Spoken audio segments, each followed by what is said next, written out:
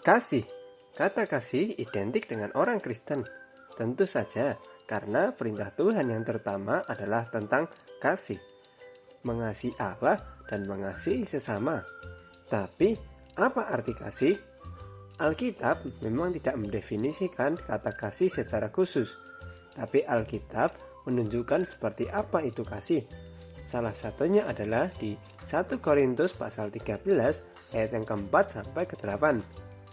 Kasih itu sabar, kasih itu murah hati, ia tidak cemburu, ia tidak memegahkan diri dan tidak sombong, ia tidak melakukan yang tidak sopan dan tidak mencari keuntungan diri sendiri, ia tidak pemarah dan tidak menyimpan kesalahan orang lain, ia tidak bersukacita karena ketidakadilan, tetapi ia bersukacita karena kebenaran, ia menutupi segala sesuatu, percaya segala sesuatu, mengharapkan segala sesuatu, sabar menanggung segala sesuatu, kasih tidak berkesudahan, nubuat akan berakhir, bahasa roh akan berhenti, pengetahuan akan lenyap. Bahkan hukum kasih sudah Allah perintahkan sejak zaman perjanjian lama. Dan Roma pasal 13 ayat ke-10 menyatakan bahwa kasih adalah kegenapan dari hukum Taurat. Artinya 613 hukum sudah terangkum dalam satu hal, yaitu kasih.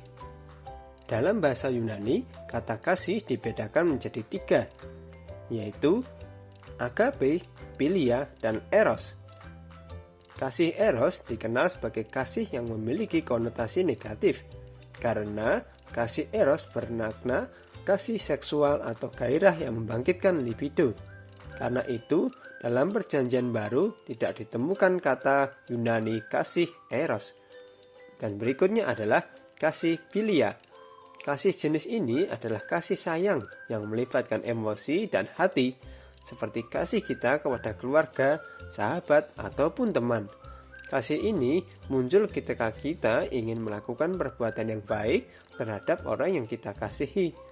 Sayangnya, karena kasih philia muncul karena emosi, maka kasih jenis ini hanya terbatas kepada orang yang kita kasihi, atau bisa disebut sebagai kasih persaudaraan atau kasih persahabatan.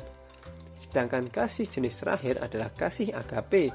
Kasih jenis ini adalah kasih yang berdasarkan kehendak, bukan berdasarkan emosi ataupun libido. Sehingga tidak peduli dalam situasi apapun, kasih agape akan tetap memberikan kebajikan terhadap siapapun dan dalam kondisi apapun.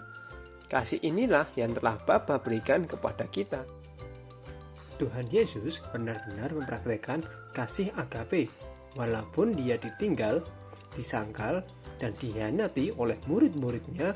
Tuhan Yesus tetap mengasihi mereka. Walaupun dia ditangkap, disiksa, dihina, dicambuki, diberi mahkota duri, bahkan disalibkan dan mati di atas kayu salib, dia tetap menunjukkan kasihnya dengan mengampuni dan mendoakan mereka. Padahal dialah Raja di atas segala raja, Allah yang maha tinggi. Seharusnya Yesus mendapatkan yang terbaik, tetapi justru Tuhan Yesus memberikan nyawanya untuk kita, orang berdosa yang seharusnya tidak layak menerimanya. Karena Yesus Kristus sendiri adalah sebuah wujud dari kasih. Karena begitu besar kasih Allah akan dunia ini, sehingga Ia telah mengaruniakan anaknya yang tunggal, supaya setiap orang yang percaya kepadanya tidak binasa, melainkan beroleh hidup yang kekal.